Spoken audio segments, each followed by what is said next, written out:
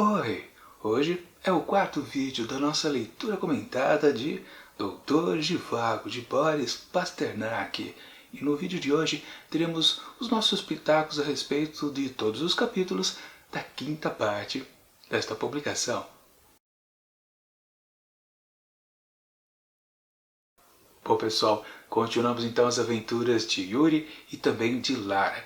E aqui nesta quinta parte do livro, a gente pode basicamente observar uma síntese do que é toda essa publicação. Doutor Zhivago, escrito por Boris Pasternak, que é uma história que faz um mesclado entre uma história romântica um pouquinho tradicional, não muito para falar a verdade, com também vários assuntos políticos relacionados, claro, ao contexto onde a história acontece, que é a Rússia, lá naqueles meandros dos tempos da Revolução Russa, o famoso, né, outubro, novembro de 1917, é outubro lá para o calendário dos russos. Ok, temos então realmente aqui nessa parte que estamos vendo nesses pequenos capítulos aqui, é exatamente isso, e tão somente isso, não tem nada mais além, é algo curioso. Na verdade, quando eu acabei de fazer a leitura agora, eu fiquei com aquela sensação, a história parece que não avança muito, mas no fundo, ela está acontecendo naquilo que ela realmente se propõe a fazer. Porque tem muita história que a gente começa a ler e ficamos na dúvida durante muitas e muitas páginas se de fato o enredo começou ou não. Aqui na história da Lara e Zhivago, o Yuri, com certeza a história está indo para frente, naqueles trancos e barrancos, na verdade, da narrativa do Boris. Pois é, ele tem um jeitão meio esquisito de narrar as suas coisas. Por exemplo, na questão romântica da situação.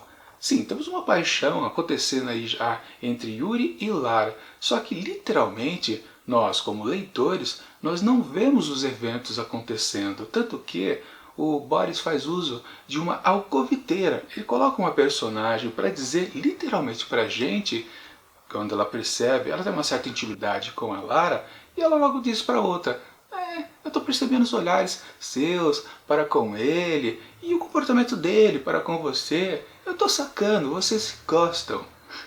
Bom, literalmente, a alcoviteira passa para nós leitores, então, o que está acontecendo? Eles estão negando, de alguma forma, meio que obscura para falar a verdade, eles estão apaixonados. Mas o que realmente aconteceu? E aí que está o ponto que eu quero chegar. O Pasternak, ele não mostra pra gente essa troca de olhares.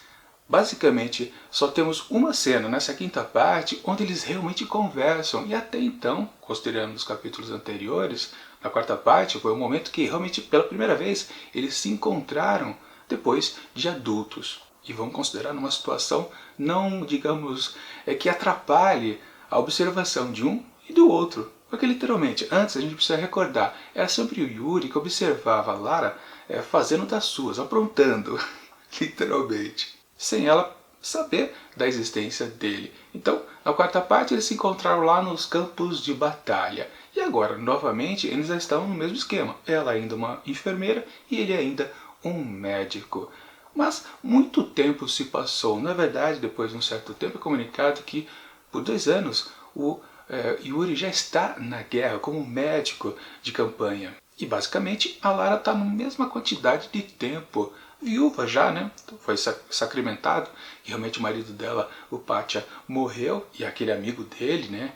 Que era um subtenente, não que ele tenha confirmado agora, mas isso mesmo. O sujeito está morto, ela está viúva, portanto. Mas é porque ela está justamente nessa situação de não ter um amparo, é que Yuri se apaixona por ela? Não, ele pode considerar que aquelas coisas que ele sentiu ao ver o olhar de Lara em outro momento, no começo da história, ou depois naquela situação do tiro, digamos que ele sentiu alguma coisa por ela, porque exatamente é o ponto que temos aqui do personagem. Ele é um poeta, ele é sensível ao mundo, aos acontecimentos, e a personalidade de uma pessoa pode realmente fazer com que ele, literalmente, passe a se apaixonar por ela.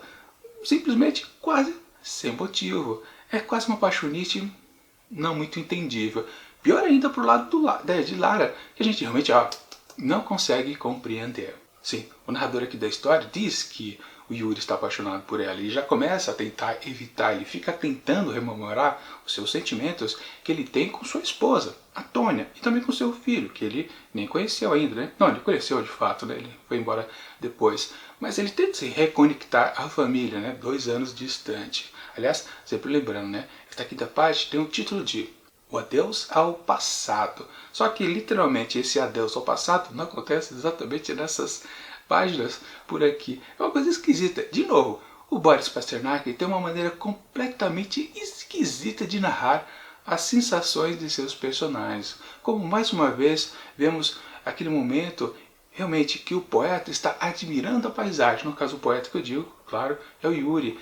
Em outro momento aqui ele também fica divagando, ele fica captando as sensações do mundo, mas também não mostra que ele está fazendo poesia. É uma coisa também curiosa. A gente sabe que ele é poeta, então a observação que ele está fazendo não passa completamente uma sensação tipo, para que o personagem fez isso durante esse ponto da história? Como foi aquela situação lá do capítulo passado, na parte passada, onde tivemos que no momento lá do casamento de Lara com Pátia, teve aquele ladrão que invadiu a casa. Aquela cena ali praticamente não teve sentido nenhum. Mas as situações que tivemos aqui na quinta parte, dessa divagação poética de Yuri para a paisagem, o horizonte, vá lá, funciona. Não fica completamente amalucado. Como também uma boa cena também, que também, no fundo, de início você pensa, e depois que ela acaba também, né? Caramba, para que o Boris Pasternak escreveu isso? Para quem a gente leu? Isso não serve para nada.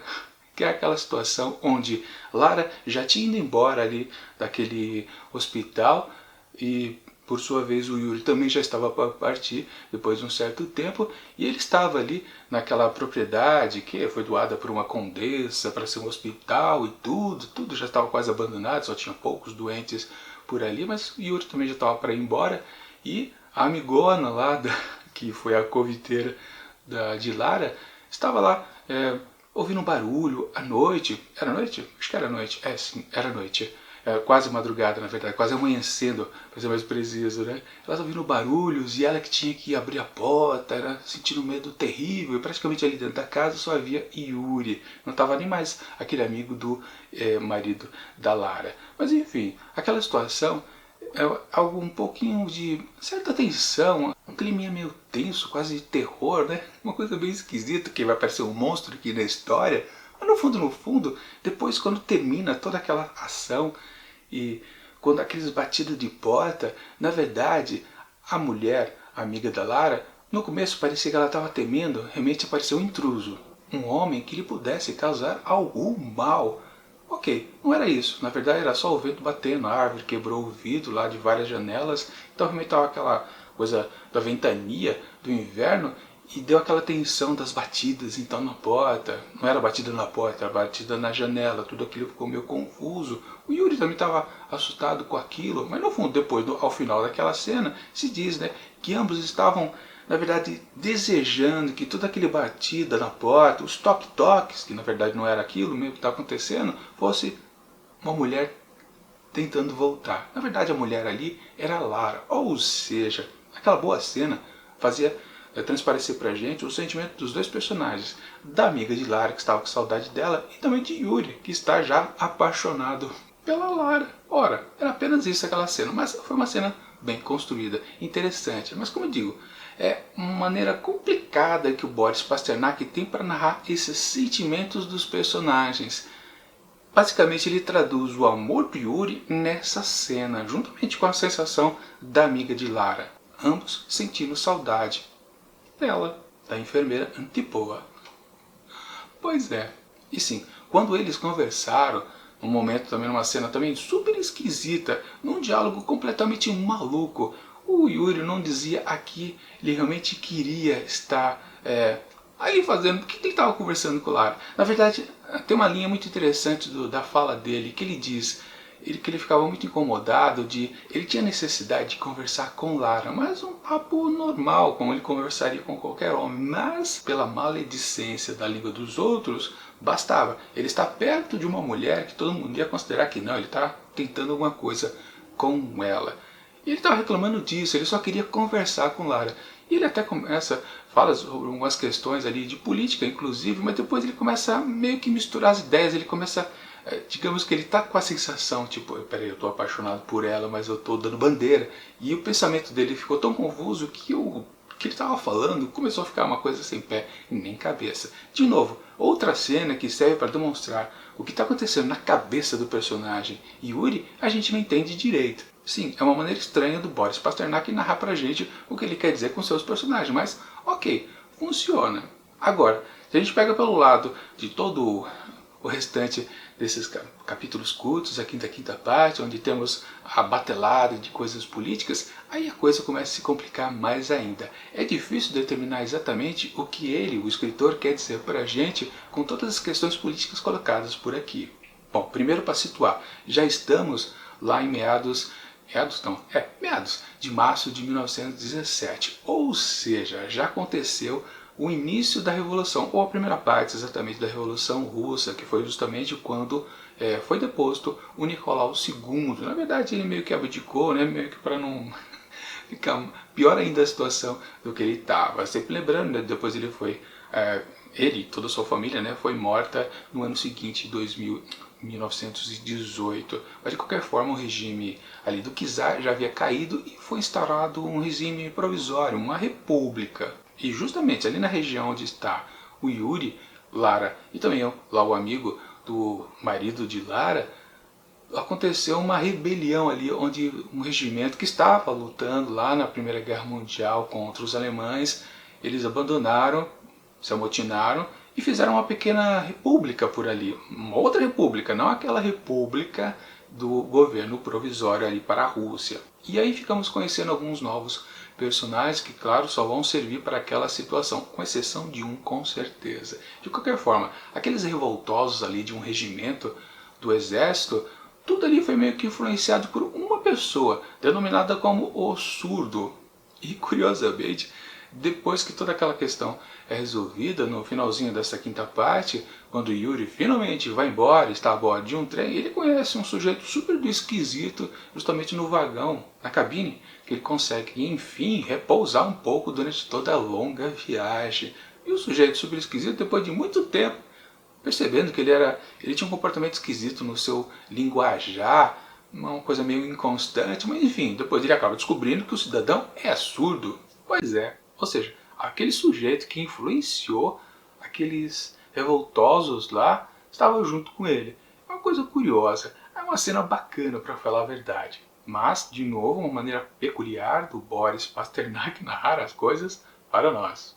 Assim também como aconteceu com dois personagens. O primeiro, aquele que é o amigo lá do marido de Lara. Ele teve que se escafeder dali rapidamente porque as pessoas queriam pegá-lo. Na verdade, é o regime bolchevique, né, que estava indo atrás dele. Eu não entendi direito porque eles estavam querendo pegar ele, né, mas de qualquer forma ele teve que fugir às pressas dali. E outro personagem interessante foi um personagem novo, que era um comissário ali para aquela região, que foi, não sei se foi exatamente com essa intenção, mas ele estava tentando resolver a questão lá dos revoltados, amotinados, aqueles soldados lá daquele regimento lá.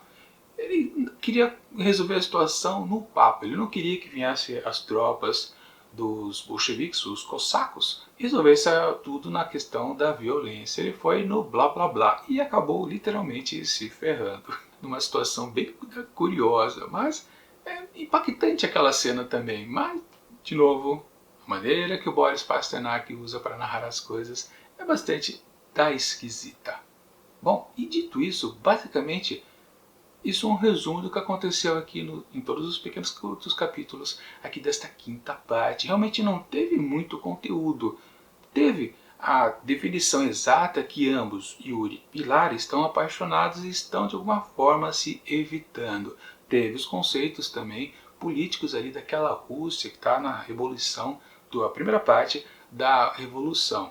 Ah, e vai lembrar uma coisa, o Yuri, ele gosta do que está acontecendo. Esse movimento revolucionário, ele, claro, ele era partidário quando era criança, lá nos tempos de 1905. Muita coisa, claro, mudou.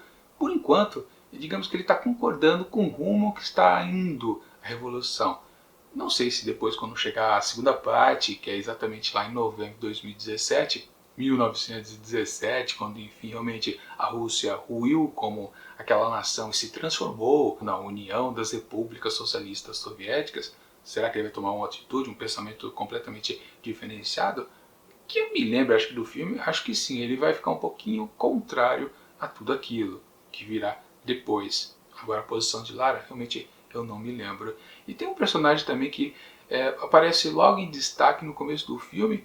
Eu não sei se é exatamente esse surdo aqui que ganhou bastante destaque também aqui nesta quinta parte. Acho que sim, porque realmente é um personagem bem esquisito. Na verdade ele é um caçador, né? Ele no blá blá blá, é até gozado, né? É curioso, né? Não gozado. Que aquele cidadão lá que acabou se lascando lá, o comissário, eu falei que ele acabou sendo morto, né, pelos regimentos lá, tanto que veio dos cossacos quanto dos outros, né, foi morto por todo mundo. O cara era bom, pelo menos ele achava, né, que ele era bom de lábio, mas esse cidadão, o surdo, que na verdade fala de uma maneira completamente, um pouquinho torta, já que ele não ouve, né, ele teve que aprender de maneira indireta a falar, ou seja, o seu pronunciar das palavras é completamente um pouquinho esquisitão, mas isso não impediu dele passar a conversa naquela massa de soldados rebeldes. E sim, é bem explicado aqui no texto que ele tem umas convicções muito fortes, claro, muito maiores do que aquele comissário lá que realmente era apenas um bufão, um tolo, tentando fazer uma coisa que ele não tinha capacidade nenhuma. Mas esse cidadão aí, uma pessoa que a gente pode considerar inicialmente deficiente, fisicamente deficiente, muito mais inteligente do que o outro cidadão lá. Bom, de qualquer forma, com certeza esse personagem o surdo, ele vai continuar na história. Enfim, num resumo aqui desta quinta parte, a gente pode considerar que o Boris, de novo, ele fica balanceando o texto, afora com as questões românticas e políticas, com ação, teve bastante tons de suspense por aqui, principalmente com a questão lá do cidadão sendo caçado pelos outros, o amigo também do ex-marido da Lara, e por outro lado aquele clima romântico que na verdade a gente nem chega a perceber, porque como eu disse, o Boris Pasternak passa o lado totalmente ali dos amantes através de uma alcoviteira. A gente não vê literalmente eles sentindo a paixão um pelo outro. Uma coisa para lá de esquisito, mas tudo bem, vamos ver que ele vai desenvolver isso nos próximos capítulos. Enfim, basicamente o que tinha na quinta parte era isso, então a gente precisa combinar o que vai acontecer para o próximo domingão, onde veremos todos os pequenos capítulos também da sexta parte. Um pouquinho mais de capítulos, né? Um pouquinho mais de páginas, quero dizer. Assim, já estava esquecendo uma passagem bastante interessante. Logo no comecinho aqui da quinta parte, o Yuri, ele escreve para Tônia uma carta onde ele faz as revelações de quem é a Lara para sua esposa. E ela, Tônia, tem uma atitude completamente maluca. Quando ela responde a carta, ela fala: ó, filho, eu vou cuidar do seu filho, do nosso filho, a moda que a minha família me criou. Pode ficar sossegado, ele será bem criado. Portanto, você pode ir com esta moçoila aí que você está tanto falando dela nas cartas. E o William fala: pirou, mulher? Ele realmente não entendeu. Quer dizer, na verdade, do jeito que ele disse sobre Lara para sua esposa, ela sacou na hora que, caramba, ele gosta desta enfermeira aí, seja lá quem ela seja. Literalmente, do mesmo jeito, né, que a amiga de Lara, o proviteiro, também sacou isso. Bom, isso foi mais fácil, não foi através de olhares, mas Tônia sacou através das palavras do poeta. Que a gente até vê o texto que ele escreveu, a carta, na verdade não tem nada demais ali no texto, mas há tanta insistência, tanto detalhe que ele deu a respeito de todos os momentos onde ele percebeu que ela existia e, por coincidência do destino, ela está justamente ali. Tônia se mancou. Caramba, você gosta dela? Então vai fundo, filho. Eu cuido aqui do teu filho de boa, sem problema. Também foi uma situação bastante esquisita. Bacana, vai. Enfim, domingão a gente continua então com o quinto vídeo, com a sexta parte de Doutor Zhivago aqui de Boris Pasternak. Se você quiser comprar essa publicação, deixa aqui na descrição do vídeo um link para adquirir através da Amazon. Sempre lembrando, é uma forma de ajudar o canal, porque eu acabo ganhando aquela comissãozinha de vendedor. E enquanto o próximo vídeo não chega no próximo domingão, deixo aqui do lado dicas de outras leituras comentadas que eu já fiz aqui no canal, de livros de Machado de Assis e também de Victor Hugo, Os Miseráveis. E tchau!